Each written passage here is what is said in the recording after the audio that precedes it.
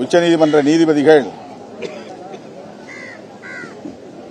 கார்குண்டே, வி.ஆர். கிருஷ்ணய்யர் போன்றவர்கள் காவல்துறையினரை குறித்து சொன்ன கருத்துக்கள் இன்றைக்கும் உச்சநீதிமன்ற ஆவணங்களில் அப்படியே பதிவாகி இருக்கின்றன. காவல்துறையினர் சட்டப்பூர்வமாக அங்கீகரிக்கப்பட்ட ரவுடிகள் என்று பதிவு செய்திருக்கிறார்கள். இது திருமாவளவன் சொல்லுகிற கருத்தல்ல, உச்சநீதிமன்ற நீதிபதிகளே சொல்லியிருக்கிறார்கள். அந்த அளவுக்கு தேசிய அளவில் காவல்துறையினரின்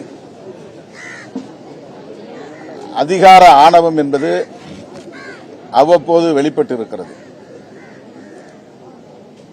அவர்களை மனித உரிமை உணர்வுள்ளவர்களாக விழிப்புணர்வு பெறச் செய்ய வேண்டும் என்ற வழிகாட்டுதல்கள் தரப்பட்டிருக்கின்றன.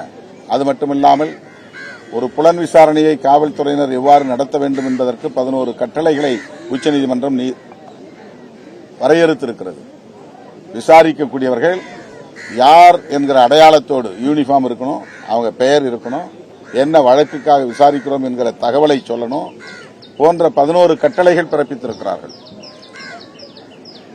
உச்சநீதிமன்றத்தின் இந்த வழிகாட்டுதல்களை எந்த காவல்துறையை சார்ந்த அதிகாரிகளும் பின்பற்றுவதில்லை.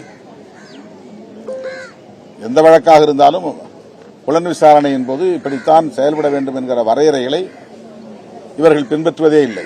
இந்த வழக்கில் விசாரித்த 5 பேருமே யூனிஃபார்ம் இல்லை, சீருடை அணியவில்லை.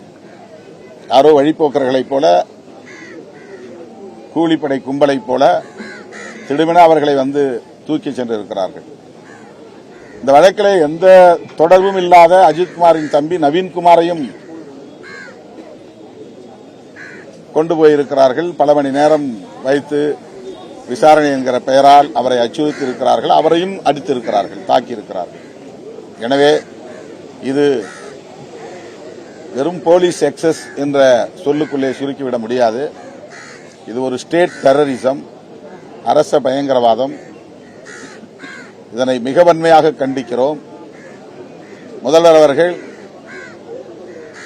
நவீன்குமாருக்கு அரசு பணி வழங்கப்படும் என்கிற உறுதியை அளித்திருக்கிறார். வாடகை வீட்டிலே குடியிருக்கிற கணவரை இழந்த அந்த தாய்க்கு ஆறுதல் அளிக்கிற வகையில் அரசு வீட்டுமனை பட்டா வழங்கும், வீடு கட்டித்தரும் என்கிற உறுதியையும் மாவட்ட ஆட்சியர் வழங்கியிருப்பதாக சொன்னார்கள்.